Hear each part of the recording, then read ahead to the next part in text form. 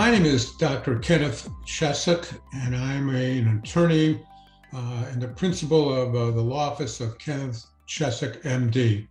I want to talk today about conflicts of interest in medicine and why they are a danger of which you need to be aware and protect yourself.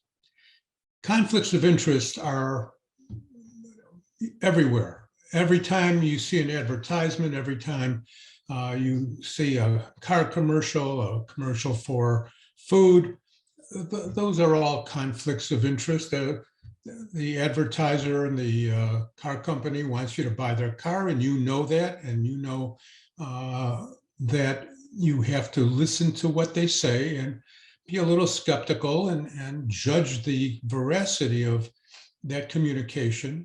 It's the basis of all commerce. There's nothing wrong with disclosed conflicts of interest and conflicts of interest that we know exist. In medicine, however, there's real problems because there's a great deal of potential for undisclosed conflicts of interest. And those undisclosed conflicts of interest can be very dangerous to you and your health. You need to be aware of those conflicts and be an educated advocate for your own health care. Now, what is an undisclosed conflict of interest when it comes to medicine? Well, I'm a general surgeon. When I have a patient come to me and they're complaining of pain in their abdomen, and I tell them, well, I want to do a test, and I think this might be your gallbladder, and I order that test. And lo and behold, you do have a problem with your gallbladder stones, and I tell the patient, well, I think that's causing your symptoms, and we want to take that out. And the cost of that operation, I disclose to you, whether it's $1,000, $1,500, depends on what decade we're dealing with. But it's a disclosed conflict of interest, and I disclose that to you, and you understand that I'm going to personally benefit from that. There's nothing wrong with fee-for-service medicine, which is disclosed conflicts of interest. What is a problem is where doctors are paid, or healthcare providers, whether it's an organization, a corporation, or a larger system, where they have hidden ways in which they get paid, and that can affect their interests. Two primary examples of that are HMOs and PPOs. HMO is a acronym for Healthcare Maintenance Organization. They've been around for many, many, many decades. PPOs are provider organizations, preferred provider organizations. That's also something that's been around for many decades. What you need to know as an educated consumer of healthcare services is what that means in the HMO PPO system. To do that, you need to understand how doctors in HMOs and PPOs too get paid. In HMOs, the doctor is generally paid a salary from that organization. An alternative way they do it is by providing money to doctors for a specific number of patients in their practice. Every patient in that practice, whether they use the medical care services or not, generates revenue to that doctor and that doctor's medical practice. If you don't use those services, they get paid. If you do use those services, they get paid. Doctors and these HMO systems can vary in the specifics, but generally speaking, doctors get paid bonuses, we'll call them. And the HMO provides a fund for laboratory and X-ray and MRI and other testing, and for that specific number of patients in their practice. If the doctor does not utilize all of the money in that fund for testing, that depending on the system, that doctor may get a bonus based upon what monies he did not expend from that testing fund.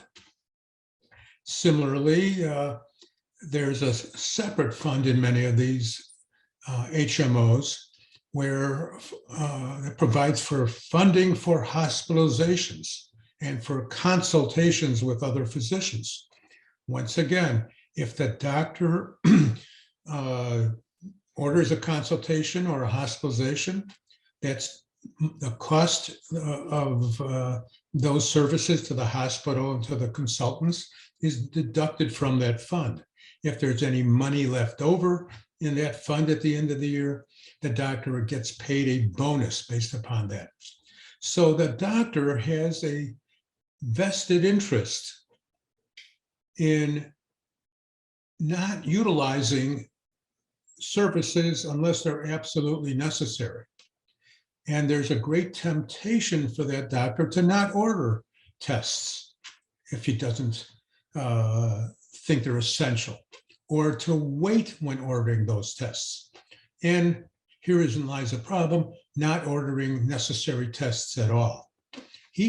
When the doctor orders a test for that patient, that's actually going to cost him money based upon what his bonus is at the end of the year, both for those tests as well as consultants, and then from another fund for hospitalizations. Indeed, if he orders too many tests, and too many tests are determined generally by a plan administrator, not by a physician based upon patient need, he may be dropped from that HMO. He may be dropped from that healthcare organization. So the doctor has a vested interest in withholding healthcare services. In fact, that's the whole basis, the theory that HMOs use to reduce the cost of healthcare. It's planned into the program. It's planned into the system. The problem is that you, the patient, don't know about that. You are being affected by an undisclosed conflict of interest. And that can be dangerous. Now, let me stress, I think the vast majority of physicians consciously do not withhold care that is necessary based upon getting paid. But I must tell you that there are cadres of doctors who, and there's significant numbers of them, but it's still the vast minority, who are very much interested in their own well-being and are willing to sacrifice patient welfare for that, that goal, that end. We know that a small number of doctors are responsible for the vast majority of medical malpractice lawsuits. And I stress again, I think the vast majority of doctors consciously do not withhold care that they think is necessary. But it's up to them to decide what is necessary. And that's a slippery slope.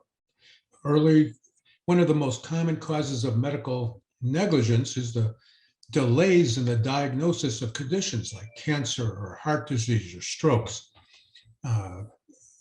You all know that cancer and cardiac disease, cardiovascular disease, strokes, et cetera, constitute the two single most common causes of death to patients in America.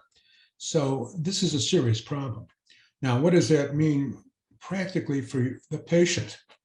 The patient has to be aware of this bias that's built into the system to withhold care, to withhold testing, withhold hospitalizations. And you have to be a zealous advocate for your own care.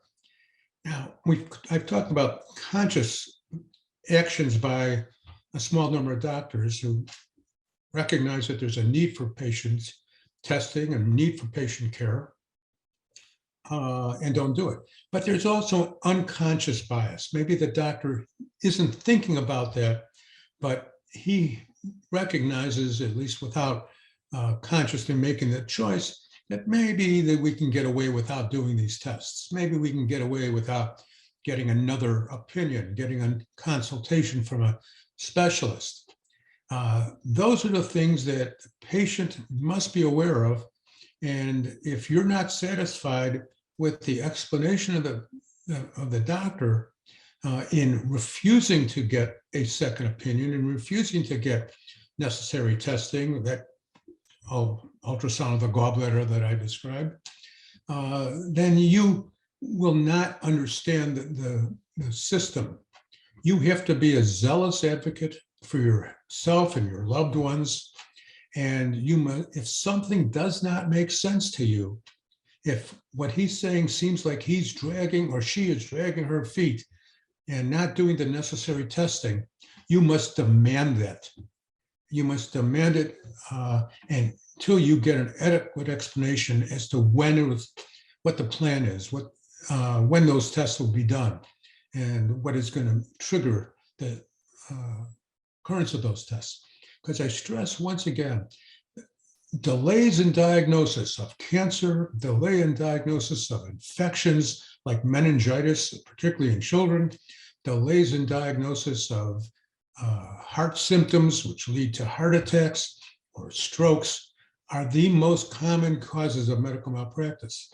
And the HMO and PPO systems both encourage withholding of medical care. They're designed to withhold medical care until some trigger point is hit, which demands that those tests be done, those consultations be done, and the appropriate care be given. If you have any questions about conflicts of interest as they apply in medicine, I'd be happy to talk to you about it. Thank you.